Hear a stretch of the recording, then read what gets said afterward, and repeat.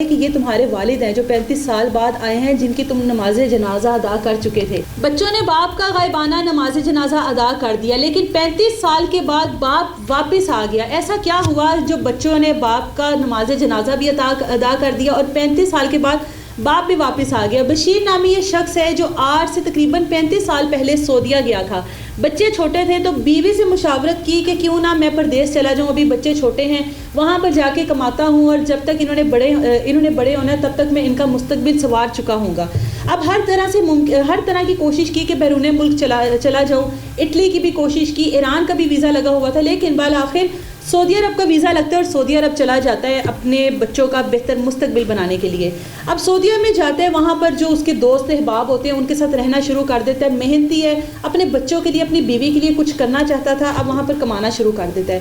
اب وہاں پہ جو کفیل ہوتا ہے اس کو کہتا ہے کہ میں بہت زیادہ کمانا چاہتا ہوں تو کیوں نہ میں اپنا کاروبار شروع کر لوں، آپ مجھے ٹینکی لے دیں، میں جو بھی کام کروں گا جتنا بھی مجھے منافع ہوگا اس میں سے میں آپ کا حصہ آپ کو ضرور دوں گا۔ اس کی لگن کو دیکھ کر، اس کی محنت کو دیکھ کر کفیل مان جاتا ہے اور اس کو کہتا ہے کہ ٹھیک ہے تم اپنا کام شروع کرو، مجھے اس میں کوئی اعتراض نہیں ہے۔ اس کو ٹینکی لے کر دیتا ہے اور وہ اپنا پانی کا کاروبار وہاں پر شروع کر دیتا ہے، جو بھی پانی کا وہاں پہ کاروبار ہوتا ہے، پانی ڈسٹریبیوٹ کرنا۔ اب جو ارد گرد کے لوگ ہوتے ہیں، آپ کے اپنے جو ہوتے ہیں، جو حاسدین ہوتے ہیں، جو حسد کرنے والے لوگ ہوتے ہیں، کفیل کو اکسانا شروع کر دیتے ہیں، اس کو بھڑکانا شروع کر دیتے ہیں کہ یہ بندہ تمہیں دھوکہ دے رہا ہے، یہ شاید اتنا تمہیں جو دکھاتا ہے اتنا شاید یہ کماتا نہیں ہے، یہ تمہارے ساتھ کوئی نہ کوئی فراڈ کر رہا ہے۔ اور جو کفیل ہے وہ بھی ان لوگوں کی باتوں میں آنے لگ جاتا ہے، وہ بھی سمجھتا ہے کہ شاید یہ جو بشیر ہے یہ مجھے کہیں نہ کہیں کوئی نہ کوئی دھوکہ دے رہا ہے یا میرے ساتھ کوئی نہ کوئی فراڈ کر رہا ہے۔ بالآخر لوگ اتنا کامیاب ہو جاتے ہیں اپنے منصوبوں میں، اس کو کفیل کی نظروں میں گرانے میں، اس کو دھوکے باز ثابت کرنے میں، کہ کفیل اس سے سخت ترین نفرت کرنے لگ جاتا ہے اور اسی نفرت کی آڑ میں اس کو پھنساتا ہے، وہاں پر جا کر کمپلین کرتا ہے اس کے خلاف کہ اس کے پاس ایران کا ویزا ہے اور یہ ایران کا ایجنٹ ہے۔ وہاں پر اس کو اریسٹ کر لیا جاتا ہے اور 30 سال کی اس کو سزا سنائی جاتی ہے۔ اب اس کو سزا سنائی گئی، بیوی بچوں کے ساتھ اس کا مکمل طور پہ رابطہ جو ہے وہ ختم ہو جاتا ہے اور بیوی بچے ہر ممکن کوشش کرتے ہیں کہ کسی نہ کسی طریقے سے بشیر کے ساتھ رابطہ کیا جائے، لیکن رابطہ نہیں ہوتا، جس کے بعد یا شاید ان کو یہ خبر پہنچائی جاتی ہے کہ وہ شاید نہیں رہا۔ اب جو فیملی ہوتی ہے وہ غائبانہ نماز جنازہ ادا کر لیتی ہے اور اس چیز کو قبول کر لیتے ہیں کہ ہمارا باپ، بیوی قبول کر لیتی ہے میرا شوہر اب اس دنیا میں نہیں رہا۔ اب بشیر وہاں پر 35 سال جیل کاٹ کر واپس پاکستان آتا ہے، پاکستان ایئرپورٹ پر اترتا ہے، سجدہ ریز ہو جاتا ہے، رونے لگ جاتا ہے۔ خیر اپنے ملک میں واپس آیا ہے، اپنی جو زمین ہوتی ہے اس میں واپس آیا، واپس آتا ہے، ایک ٹیکسی کرواتا ہے اور اس کو کہتا ہے کہ میں اپنا گھر نہیں جانتا کہ میرا گھر کہاں پر ہے، مجھے نہیں پتا، تو آپ مجھے بٹھا لیں، میں دیکھتا ہوں راستہ مجھے نظر آئے گا تو مجھے سمجھ میں آئے گا کہ وہاں پہ میرا گھر ہے۔ اب ٹیکسی والا بڑا پریشان ہوتا ہے، کہتا ہے آپ کہاں سے آئے ہیں، کتنے عرصے بعد آئے ہیں، فیملی کے ساتھ کوئی رابطہ نہیں، جس پہ بتاتا ہے کہ میں اس طرح 30 سال کی ایک سزا کاٹ کر آیا ہوں، مسلسل سزا کاٹ کر آیا ہوں، میں نہیں جانتا۔ ٹیکسی والا کہتا ہے کہ بھائی صاحب آپ میرے ساتھ فرنٹ سیٹ پر بیٹھے، ہم آپ کا گھر ڈھونڈتے ہیں۔ اس کو سارا قصہ سناتا ہے اور ایگزیکٹ اس جگہ پر پہنچتے ہیں جہاں پر اس کو لگتا ہے کہ شاید کبھی میرا گھر تھا۔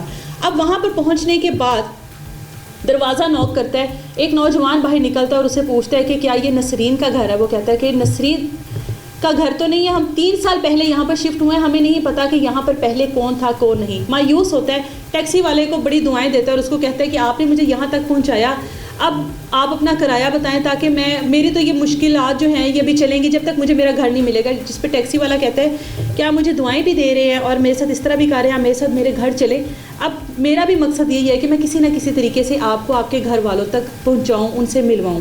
اس کے گھر چلا جاتا ہے اور نیکسٹ ڈے ظہر کی نماز کے بعد مساجد میں اعلان کروانا شروع کرتے ہیں، جو بھی اس کا پورا معاملہ ہوتا ہے کہ ارد گرد شاید اسی علاقے میں اس کے گھر والے رہتے ہوں، علاقے کی سب سے بڑی مسجد میں اعلان کروایا جاتا ہے۔ اور جب اعلان ختم ہوتا ہے تو ایک شخص ہوتا ہے وہاں پر موجود، وہ کھڑا ہوتا ہے اور وہ کہتا ہے کہ کیا آپ سرفراز کے والد ہیں؟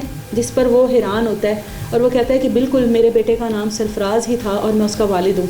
وہ کہتا ہے کہ میں سرفراز کا استاد ہوں اور میں جانتا ہوں کہ آپ کی فیملی کہاں پر ہے، آپ کے بچے کہاں پر ہیں، آپ میرے ساتھ چلیے۔